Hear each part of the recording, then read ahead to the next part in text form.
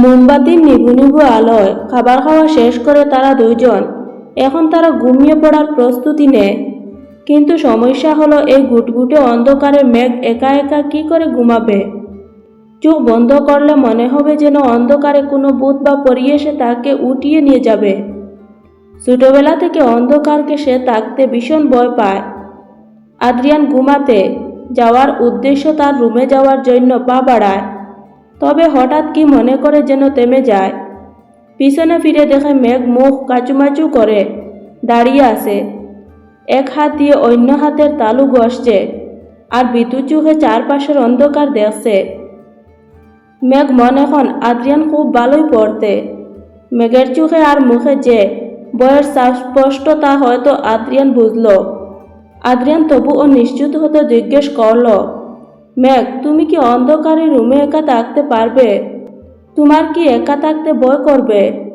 আদ্রিয়ানের কথার উত্তর মেঘ বিতু বিতু কণ্ঠে বাচ্চাদের মতো করে বলে ওঠে, না, মানে আমি সবসময় রুমে একাই থাকি। ঘুমানোর আগে লাইট অফ করে ঘুমাই, কিন্তু আজ একা থাকতে একটু ভয় করছে। যখন মনে পড়বে বাসায় কারেন্ট নাই, সারা রুম অন্ধকার, তখন হয়তো ভয় পেতে পারি। কথা বলার সময় মেঘ টুট পাল্টা করে কিউট বিতু চেহারা করে রাখে, যা দেখে আদ্রিয়ানের বেশ হাসি পায়। টুটের কোনায় এক মুচকি হাসি বজায় রেখে আদ্রিয়ান বলে, তুমি যেহেতু ভয় পাবে, তবে আর একা থাকার প্রয়োজন নাই। তুমি বরং আমার সাথে আজ রাত থাকবে। মেঘ আদ্রিয়ানের কথার অর্থ বুঝল না। সে মনে করছে আদ্রিয়ান হয়তো তার সাথে এক রুমে থাকার কথা বলছে। না, মেঘ আদ্রিয়ানের সাথে এক রুমে থাকবে না, অসম্ভব। আদ্রিয়ানের সাথে মেঘ ভালো ব্যবহার করছে মানে এই নয় যে সে অতীত ভুলে গেছে। মেঘ বলে ওঠে, আদ্রিয়ান স্যার, আমি আপনার সাথে এক রুমে থাকতে পারবো না। আমি বরং আমার রুমে একাই থাকি।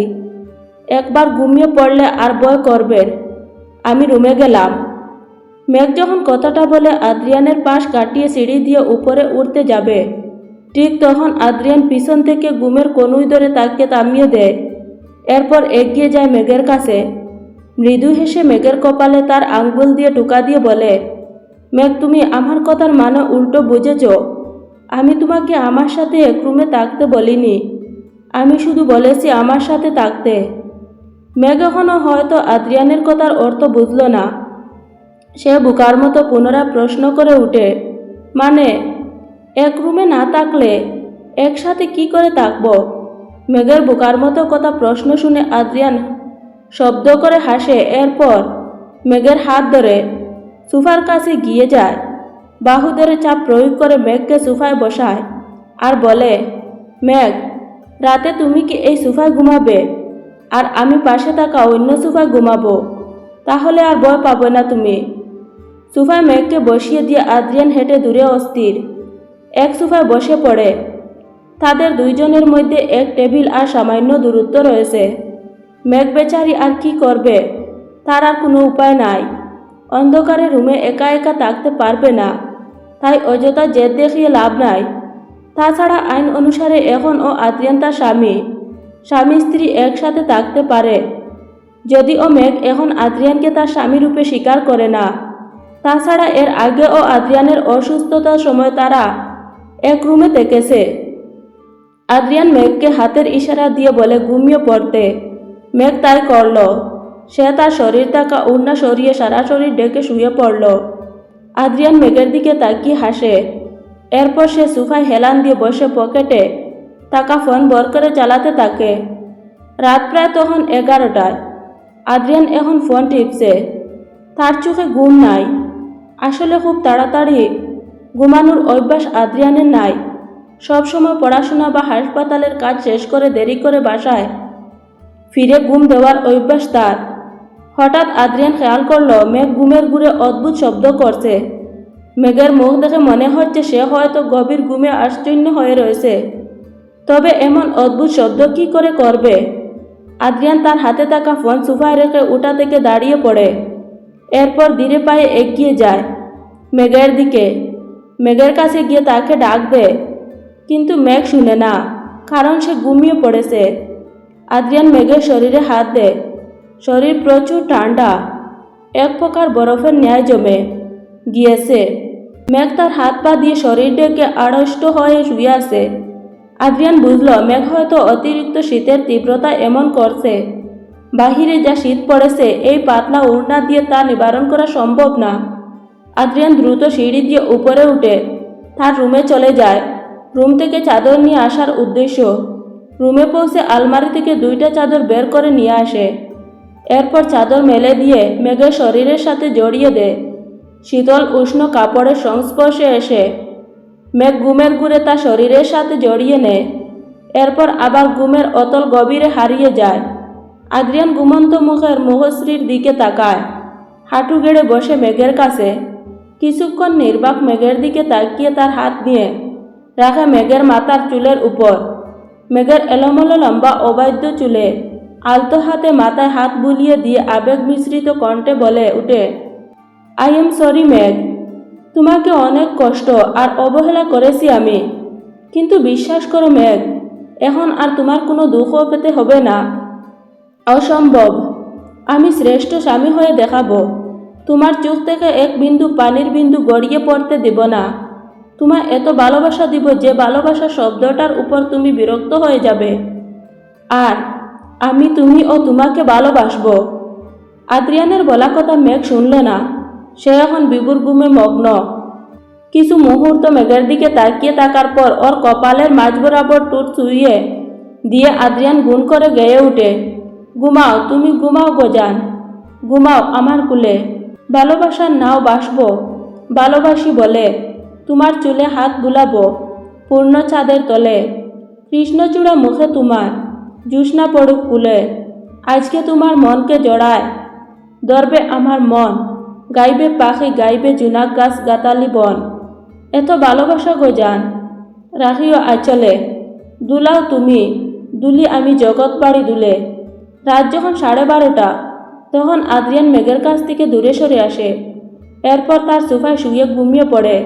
কিন্তু যতক্ষণ না আদ্রিয়ানের চোখে ঘুম ভর করে ঠিক ততক্ষণ সে মেঘের মুখের দিকে তাকিয়ে থাকে। এরপর ধীরে ধীরে চোখ বন্ধ হয়ে যায় আর ঘুমের অতল গভীরে হারিয়ে যায়। ঘড়িতে সময় সকাল 7টা। আমেরিকায় বরফ আচ্ছন্ন নিউ ইয়র্ক শহরে আজ সূর্য ওঠেনি। আকাশে জমে থাকা বরফখণ্ডের অতলে হারিয়ে গেছে সূর্য তেজ। রাতে খুব তাড়াতাড়ি ঘুমিয়ে পড়ার কারণে মেঘ খুব দ্রুত ভেঙে যায়। পিটপিট করে চোখ খুলে তাকায় মেঘ। চারপাশের পরিবেশ পর্যবেক্ষণ করে। কাল রাতের ঘটনা মনে পড়ে যায় মেঘের। চোখ খুলে সামনের দিকে তাকিয়ে দেখে তার থেকে অল্প দূরত্বে মাথায় হাত দিয়ে ঘুমিয়ে আছে আদ্রিয়ান। মেঘ একবার ঘুমন্ত আদ্রিয়ানের মুখের দিকে তাকায়। এরপর আবার চোখ সরিয়ে নেয়। আজ কলেজ আছে, তাছাড়া রান্না করে তারপর রেডি হয়ে কলেজে যেতে হবে। তাই মেঘ দ্রুত সোফা ছেড়ে উঠে পড়ে। কিন্তু মেঘ সোফা থেকে ওঠার সময় খেয়াল করে তার শরীর চাদর জড়ান। কিন্তু এই চাদর কোথা থেকে আসলো? কারণ মেঘের স্পষ্ট মনে আছে কাল রাতে মেঘ শরীরে ওড়না জড়িয়ে ঘুমিয়েছিল। তবে কি আদ্রিয়ান রাতে চাদর এনে দিয়েছে মেঘের জন্য? মেঘ তাকায় আদ্রিয়ানের দিকে। তার শরীরে ও চাদর রয়েছে। মেঘ উঠে দাঁড়ায়। এরপর সিঁড়ি দিয়ে উপরে উঠে ফ্রেশ হয়ে আসে। রান্নাঘরে গিয়ে সকালের নাস্তা রেডি করতে শুরু করে। আদ্রিয়ান এখনও ঘুমিয়ে আছে। মেঘ আর তাকে ডাক দেয় না। সকাল যখন 8:30 তখন ঘুম ভাঙে আদ্রিয়ানের। চোখ খুলে তাকিয়ে প্রথম দেখে মেঘ কোথায়। সোফায় মেঘকে না দেখতে পেয়ে মেঘ দ্রুত উঠে পড়ে। আশেপাশে তাকিয়ে মেঘকে খুঁজতে থাকে। ঠিক তখনই রান্নাঘর থেকে কফির মগ হাতে নিয়ে ড্রয়িং রুমের কাছে এগিয়ে আসে মেঘ। মূলত আদ্রিয়ানকে ঘুম থেকে ডাক দিয়ে তাকে কফি দেওয়ার জন্য মেঘ এসেছিল। কিন্তু আদ্রিয়ান ডাক দেওয়ার আগে উঠে পড়েছে দেখে মেঘ বলে, গুড মর্নিং আদ্রিয়ান স্যার, আপনি ঘুম থেকে উঠে পড়েছেন। এই নেন আপনার কফি। তুমি কোথায় ছিলে মেঘ? ঘুম থেকে উঠে কোথায় চলে গিয়েছিলে? কোথায় যাব আমি? রান্নাঘরে ছিলাম। সকালের নাস্তা রেডি করেছিলাম। ও আচ্ছা, সকালের জন্য তুমি খুব হালকা নাস্তা তৈরি করো। আজ কিন্তু কলেজ আছে, দ্রুত কলেজে যেতে হবে। তাড়াতাড়ি রান্না শেষ করো। আমার রান্না করা শেষ, আপনি ফ্রেশ হয়ে আসুন, আমি খাবার দিচ্ছি। এত দ্রুত কি করে রান্না করে ফেললে মেঘ? আমি অনেক আগে ঘুম থেকে উঠেছিলাম। আপনি ঘুমিয়েছিলেন বলে আর ডাক দেইনি। Good girl. আমি রুমে গেলাম ফ্রেশ হতে। তুমিও রেডি হয়ে নিচে আসো, একসাথে খাওয়া দাওয়া করব, এরপর কলেজে যাব। ওকে। এরপর মেঘ আর আদ্রিয়ান ফ্রেশ হয়ে কলেজের জন্য রেডি হয়ে নিচে ড্রয়িং রুমে আসে। একসাথে খাওয়া দাওয়া শেষ করে কলেজের জন্য বাহির হয়। কলেজের গেটের বাহিরে এসে পৌঁছায় গাড়ি। মেঘ গাড়ির দরজা খুলে বের হয়ে যায়। বাহিরে আদ্রিয়ান ও বাহির হয়। ড্রাইভার গাড়ি পার করার উদ্দেশ্য নিয়ে যায়। তারা দুজন একসাথে দাঁড়ায়। ক্লাস শুরু হয়ে যাবে, ঘন্টা বাড়ি দিয়েছে। তাই মেঘ বলে, আদ্রিয়ান স্যার, ক্লাস শুরু হয়ে যাবে, আমি তবে ক্লাসে গেলাম। হ্যাঁ যাও মেঘ। আদ্রিয়ানের থেকে বিদায় নিয়ে মেঘ ক্লাসে যাওয়ার দিকে পা বাড়ায়। আদ্রিয়ান ও তার কেবিনে চলে যায়। আজ সকল শিক্ষকদের সাথে প্রিন্সিপালের মিটিং রয়েছে, যার জন্য প্রত্যেকে তাড়াতাড়ি কলেজে উপস্থিত থাকতে বলেছে। আজ হয়তো ক্লাস শুরু হতে দেরি হবে। ক্লাসরুমে প্রবেশ করে মেঘ সকল ছাত্রছাত্রী তাদের সিটে বসে পড়েছে। নুহা প্রথম সারিতে বসেছে। প্রতিদিনের মতো মেঘ সবার শেষ সারিতে সিটের কাছে যায়। তবে শেষ সারিতে তিহানকে বসে থাকতে দেখে অবাক হয়ে যায় মেঘ। তিহান মূলত মেঘের জন্য আজ শেষ সারিতে বসেছে। অনেক সময় ধরে মেঘের জন্য সে সিট ফাঁক রেখে বসেছিল। ফাইনালি মেঘ এসেছে। তিহান মেঘকে দেখে মুচকি হাসি দিয়ে তার পাশের সিটে বসার ইশারা করে বলে, মেঘ দাঁড়িয়ে আছো কেন? এখানে বসো, সিট ফাঁকা আছে তো। ফাঁকা সিটে মেঘ বসে যায়। এরপর তার কাঁধে থাকা ব্যাগ টেবিলের উপর রেখে মেঘ তিহানকে প্রশ্ন করে, তিহান, আজ হঠাৎ তুমি শেষের সারিতে বসলে কেন? প্রথম সারিতে নুহার পাশের সিট খালি আছে তো। না, ওই মিস জগরাটের সাথে আমি এক সিটে বসবো না। তিহান, তুমিও না। নুহা কিন্তু খুব ভালো মেয়ে, তুমি শুধু শুধু ওর সাথে ঝগড়া করো। কি, আমি ঝগড়া করি নুহার সাথে? নুহা সারাক্ষণ আমার সাথে ঝগড়া করে। আর ও ভালো মেয়ে না, বরং ভীষণ ঝগড়টে আর জল্লাদ মেয়ে। আচ্ছা থাক, আর নুহার বিষয়ে খারাপ কথা শুনতে চাই না আমি। তুমি এখানে বসেছো, এখানেই বসো। কলেজে আজ সকল টিচারদের নিয়ে প্রিন্সিপাল মিটিং করছে, যার জন্য ক্লাস শুরু হতে লেট হয়। প্রায় 2 ঘন্টা পর মিটিং শেষ হয়। প্রথম ক্লাস আদ্রিয়ানের টাকা সে ক্লাসে আসে। সকল ছাত্রছাত্রী সম্মানের সহিত উঠে দাঁড়ায়। আদ্রিয়ান ক্লাসে প্রবেশ করে সবাইকে হাত নাড়িয়ে বসার ইশারা করে। ক্লাসে প্রবেশ করার পর আদ্রিয়ানের সর্বপ্রথম চোখ যায় শেষ সারিতে বসে থাকা মেঘের উপর। মেঘকে দেখে আদ্রিয়ানের মুখে মিষ্টি হাসি ফুটে ওঠে। কিন্তু যখন মেঘের সাথে এক পরিচিত ছেলেকে দেখে, এখন আবার গম্ভীর হয়ে যায়। তবে ক্লাসে যেহেতু ছেলে মেয়ে উভয়ই একসাথে বসতে পারে, তাই আর আদ্রিয়ান কিছু মনে করল না। ক্লাস শুরু হয়ে যায়। আদ্রিয়ান বই বের করে এক পৃষ্ঠা আলোচনা করছিল আর বুঝছিল। মেঘ তার সম্পূর্ণ মনোযোগ দিয়ে বইয়ের লাইন বোঝার চেষ্টা করছিল। তিহান আর ব্যাগ খুলে বই বাহির করার জন্য, কিন্তু ভুলবশত আজ সে তার বই বাসায় রেখে এসেছে। এখন কি করবে সে?